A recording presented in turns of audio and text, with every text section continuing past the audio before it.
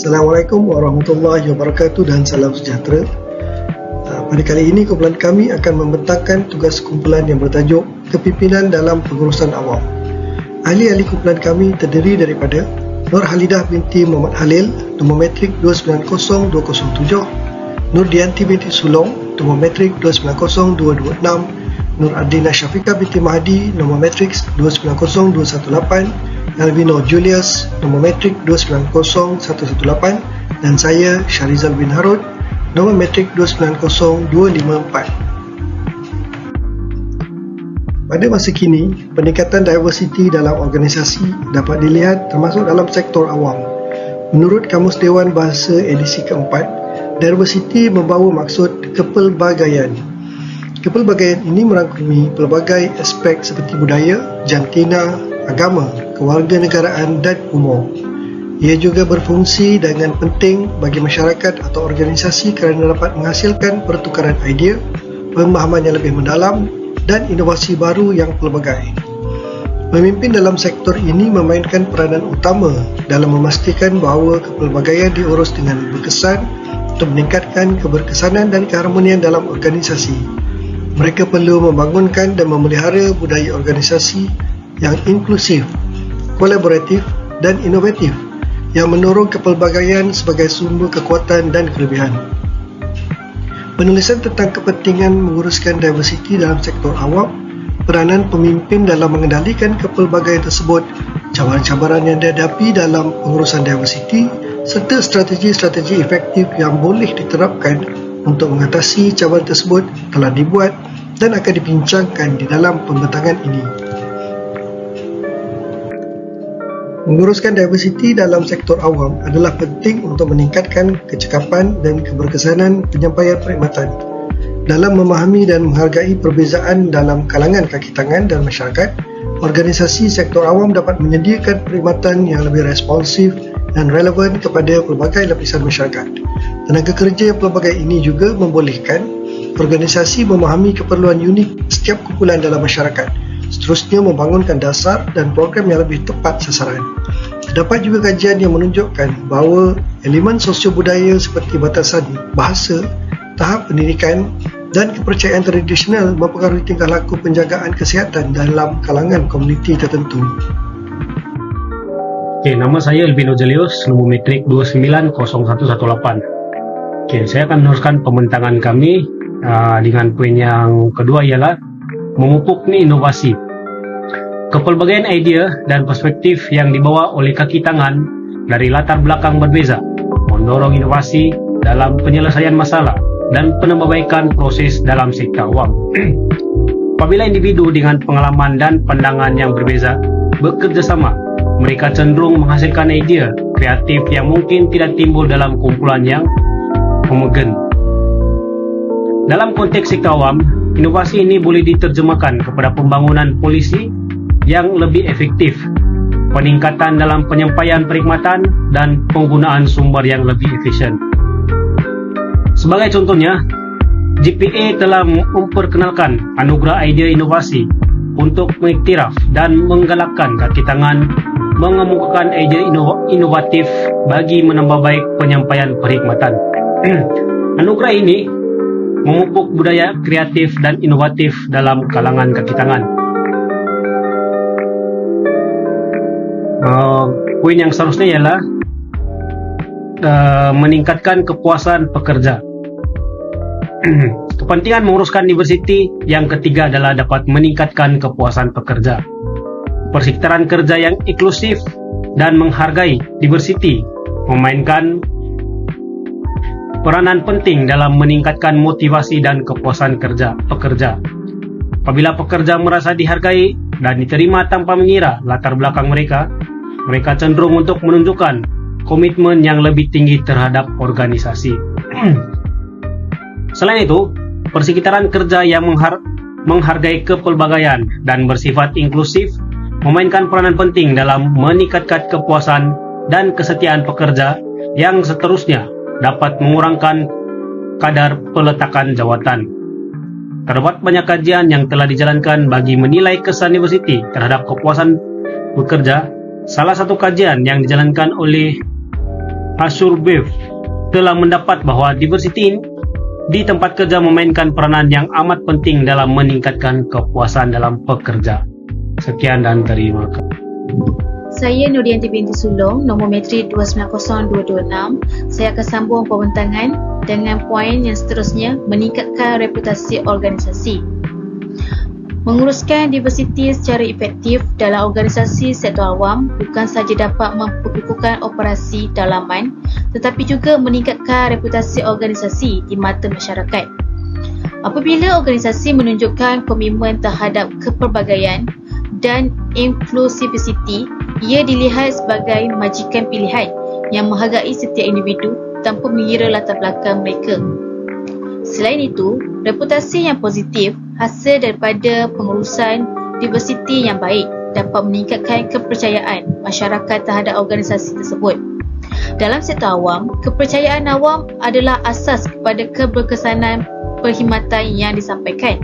Apabila masyarakat melihat bahawa organisasi kerajaan mengamalkan prinsip keadilan dan kesaksamaan dalam pengurusan tenaga kerja mereka, ia memperkukuhkan keyakinan terhadap keupayaan dan integriti institusi tersebut.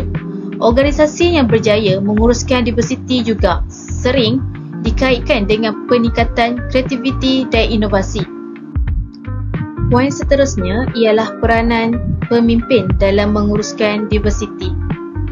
Salah satu cara utama seorang pemimpin mengurus diversiti adalah dengan membangunkan budaya inklusif di mana pemimpin perlu membina dan memelihara budaya organisasi yang menyokong kepelbagaian sebagai sumber kekuatan dan kelebihan. Situasi ini dapat dicapai melalui pendekatan kolaboratif dan inovatif yang menghargai setiap individu dalam organisasi.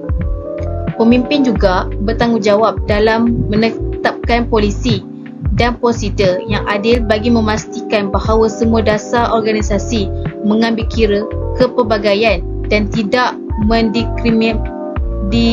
mendiskriminasikan mana-mana kumpulan. Selain itu, pemimpin boleh menyediakan latihan kesedaran diversiti kerana ini merupakan langkah penting dalam meningkatkan pemahaman pekerja mengenai kepentingan kepelbagaian serta cara menguruskan perbezaan dengan berkesan. Akhir sekali, pemimpin perlu menjadi contoh teladan dengan menunjukkan sikap terbuka serta menghormati perbezaan.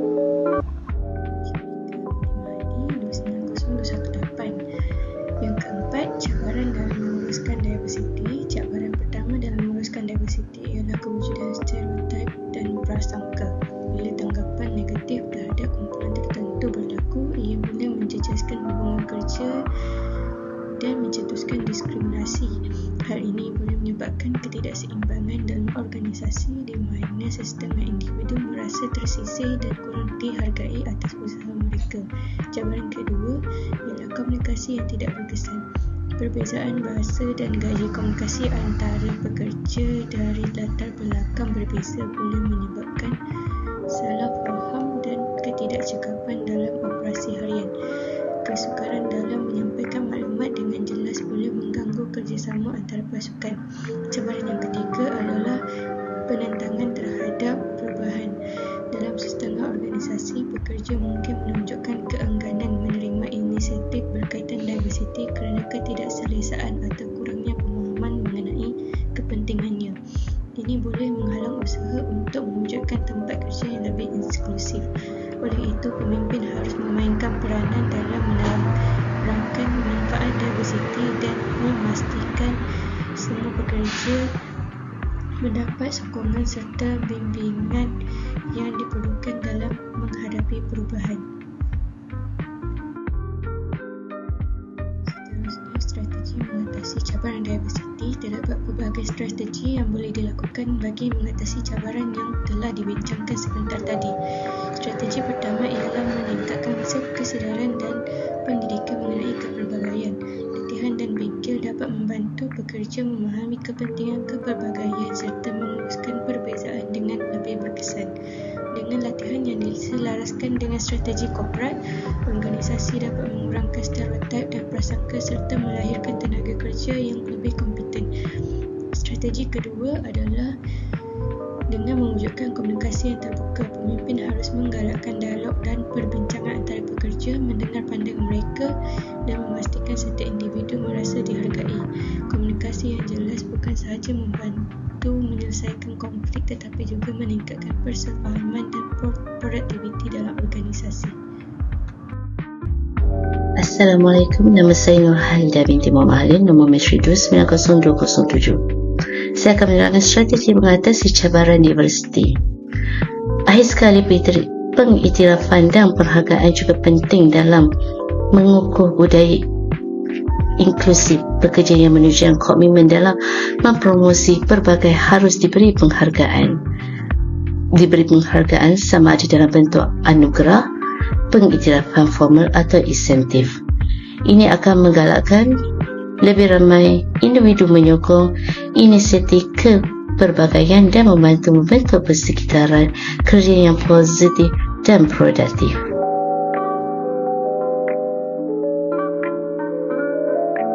Kesimpulannya, hari ini saya akan membentangkan mengenai kepimpinan dalam pengurusan awam, khususnya dalam konteks pengurusan diversiti dan kepelbagaian dalam organisasi. Yang pertama, kepimpinan dalam pengurusan awam amat penting dalam memastikan keberkesanan organisasi dan kesejahteraan masyarakat.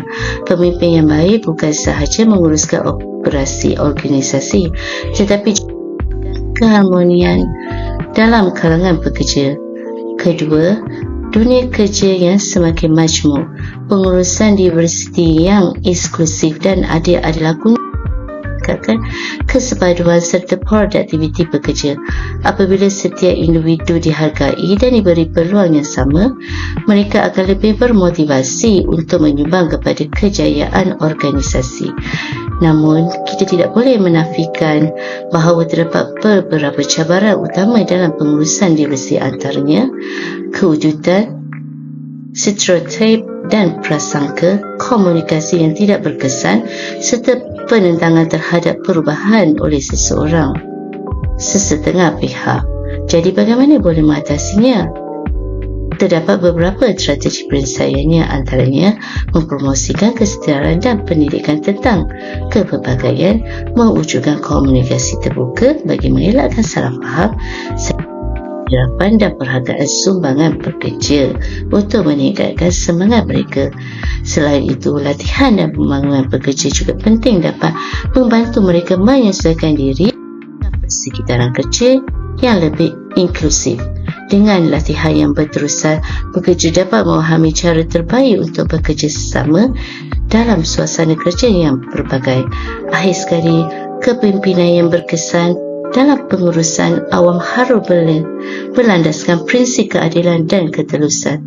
Ini bukan sahaja memastikan keharmonian dalam organisasi, tetapi juga membantu organisasi mencapai objektif dengan lebih efisien. Sekian sahaja, terima kasih daripada kumpulan kami.